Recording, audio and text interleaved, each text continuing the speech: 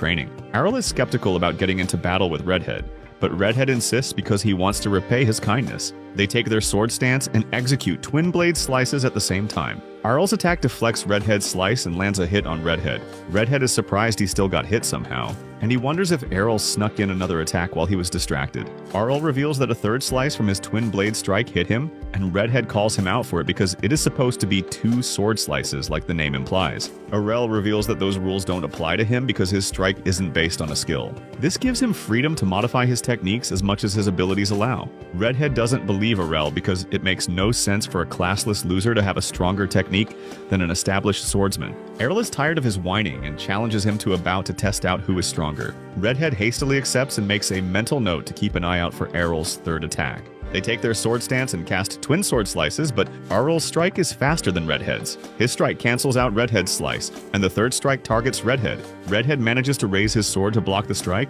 but the force sends him to the ground. Errol walks over to Redhead, and Redhead admits defeat.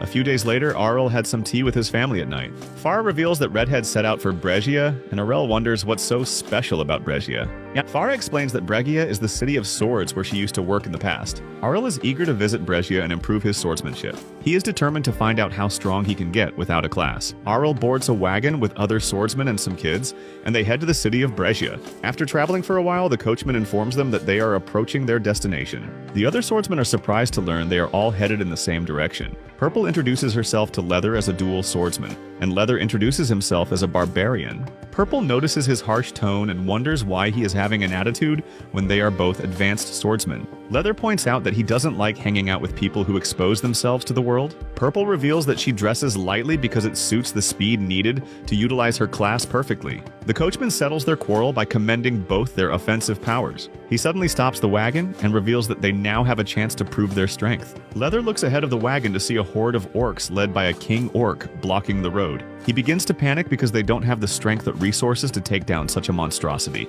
The children in the wagon beg him to save them, but Leather ignores them because he knows fighting the orcs is suicide. Purple also follows him because she doesn't want to risk her life for kids that are not even hers. The coachman decides to abandon the wagon and run for his life since there is no one to protect them, but Errol suddenly steps out of the wagon. The coachman tries to stop him because it is too dangerous, but Errol ignores his warning. He rushes at the orc horde and uses his blink skills to dash through them as he cuts them down. The coachman is impressed by Errol's skill, but he suddenly gets surrounded, and he wonders how he will get out of the orc formation because his blink skill is now useless.